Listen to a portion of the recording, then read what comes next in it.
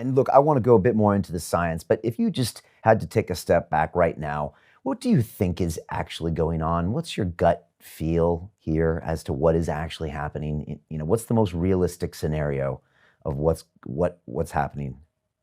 I would love to answer that. And, taking into account all of the evidence I've looked at, which has been almost entirely from peer reviewed scientific papers and official government websites, my opinion is that this entire pandemic is a completely manufactured crisis. In other words, there's no evidence of anyone dying from any novel illness. And so, what I think is going on, if you look at how the responses and government policies are changing, what we're seeing is essentially that we're having our rights taken away from us. So we don't have the right to leave our homes at our will. We don't have the right to assemble. We don't have the right to travel.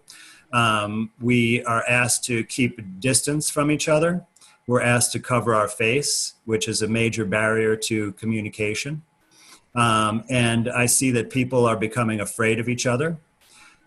We have policies in the financial sector where all of these businesses were instructed to close their operations.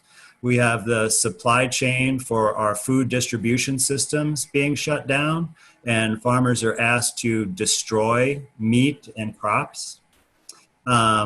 We have the Federal Reserve is printing money like it's going out of style.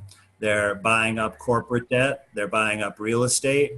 All of these things fit to a situation that is in line with a sort of what might be known as a globalist agenda. And I think one document that you can look at that outlines this pretty well is from the United Nations, originally called Agenda 21, but it's been changed to Agenda 2030. And then you have now all of this talk about basically using technology to spy on people. And I'm talking about what they refer to as contact tracing, which sounds somewhat innocuous. The term was originally coined in 1931.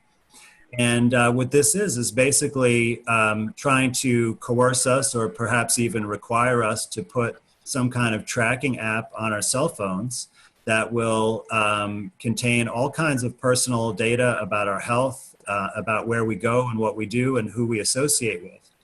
And all of these things seem to be moving towards control of the people, like government control of the people, that they can track them, they can take away their rights, and they can grant privileges based on the degree that we might cooperate with what they want us to do.